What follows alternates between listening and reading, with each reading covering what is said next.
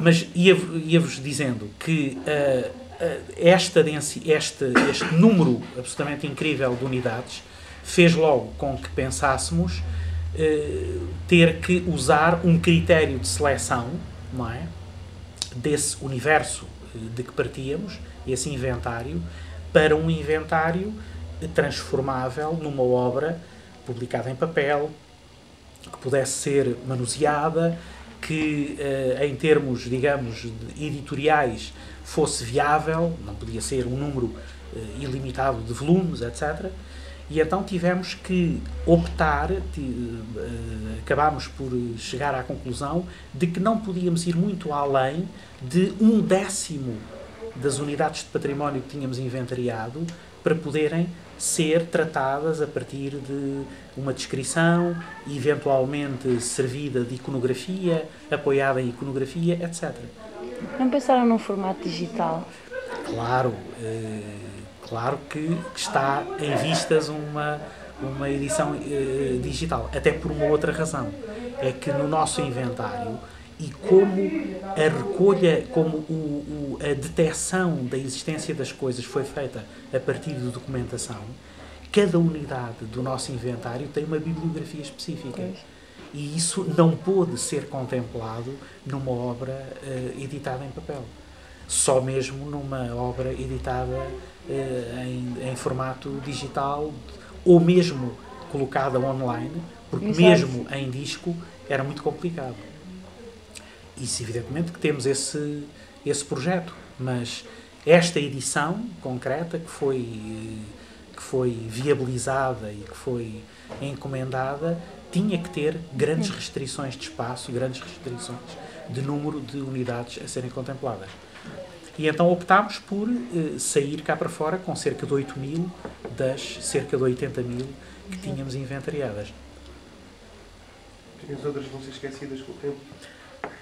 Não, evidentemente que usámos aquilo que os guias Michelin e os guias A7, que o truque que eles usam, que é pôr as coisas, descrever as coisas e depois no fim de cada capítulo põe e ainda podem ver, não sei o quê, não sei o que mais, ainda estão, ainda existem, não sei o quê, uma coisa desse género.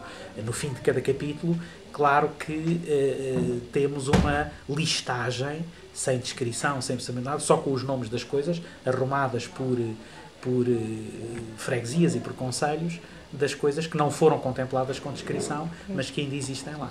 E mesmo assim só as mais importantes, porque havia casos em que mesmo esse corpo de texto era extraordinariamente longo.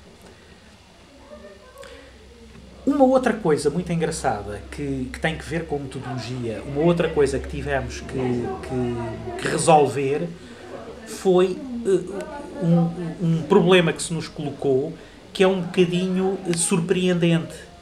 Dá a ideia de que não seria um problema. Como pegar no território? Como pegar nisso? No território? Portugal não é especialmente grande, não é um retângulo que não tem uma área muito extensa, mais 2 arquipélagos no Atlântico, mas como pegar nesse território? Ora, o que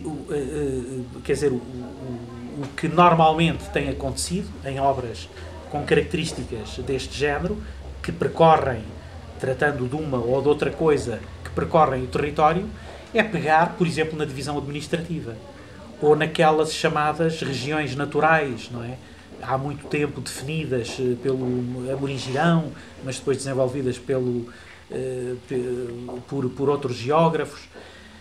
Ora, quer uma divisão, quer a outra, quer a administrativa, quer a das regiões naturais, estão constantemente a ser alteradas, estão constantemente, inclusivamente, agora, muito recentemente, as regiões naturais sofreram uma autêntica revolução graças aqui à vossa universidade, não é? Há uma obra absolutamente fantástica, são os contributos para a caracterização da paisagem em Portugal, uma coisa em 5 volumes, editada aqui pela vossa universidade, que é absolutamente espantosa e que é o primeiro, digamos, a primeira grande abordagem do território em termos de paisagem que foi feita até hoje. Tem cerca de...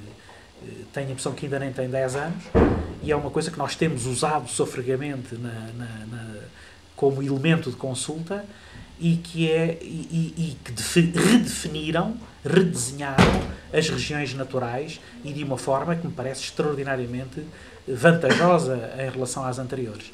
Mas, portanto, elas estão a ser alteradas, mesmo esta, embora muito perfeita, aproximando-se de um grande rigor, não vai com certeza ser a última, não é? E então acabamos por fazer uma opção um pouco radical, um bocadinho, digamos, escandalosa, mas que nos pareceu mais estável.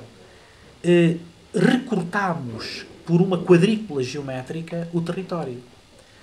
Usámos um pouco a malha da própria cartografia oficial, da cartografia militar, da cartografia geológica, etc., não é? E usando múltiplos dos retângulos dessas cartas, acabámos por definir quadrados de 20 km de lado. E então todo o território foi tratado, foi recortado em quadrados de 20 km de lado, e na nossa obra, cada quadrado desses é tratado como um capítulo autónomo. Tem uma introdução, tem todo o elenco de unidades inventariadas nesse quadrado, é feita uma caracterização da geomorfologia, da história, o que não foi fácil, porque a caracterização por exemplo, da geografia física, enfim, convida a que se tome um território que geograficamente seja coeso, não é? Que seja uno. Aqui isso não aconteceu. Depois, para uma introdução histórica, também convém, já não coincide com certeza com a outra divisão geográfica, não é? Mas já convidaria ao uso de territórios que historicamente tivessem alguma coesão, mas até por essa razão já aí também tínhamos uma contradição entre o que seriam os territórios geográficos e o que seriam os territórios históricos, e de maneira que optámos mesmo por usar os quadrados. E apesar de ter sido um pouco difícil nessas introduções caracterizarmos um quadrado de território, acabou por ser possível, e até é engraçado porque nós tivemos a colaboração dos serviços geográficos do Exército, que nos deram bases digitais da cartografia, com que fizemos a cartografia da obra, que é uma cartografia muito bonita, que já vos mostro, e essa cartografia, esse critério de divisão em quadrados, já está a ser utilizada, não na transformação da cartografia militar, mas em muitas caracterizações do território dos próprios serviços geográficos do Exército. Perguntaram-nos se estávamos de acordo em que eles começassem a usar este critério de divisão, e nós até ficamos, enfim, muito honrados, não é? E possivelmente virá a ser adotada com mais frequência esta divisão do território. Uma versão pormenor assim de caricatura.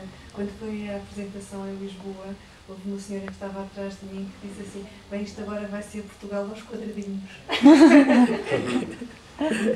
É mesmo. Quantos quadrados é que... O continente tem cerca de 250, talvez 253 ou coisa assim. E os arquipélagos têm 34, creio eu, porque muitos deles são ilhas completas, outros está subdividida, mas são umas centenas de capítulos, é uma coisa terrível.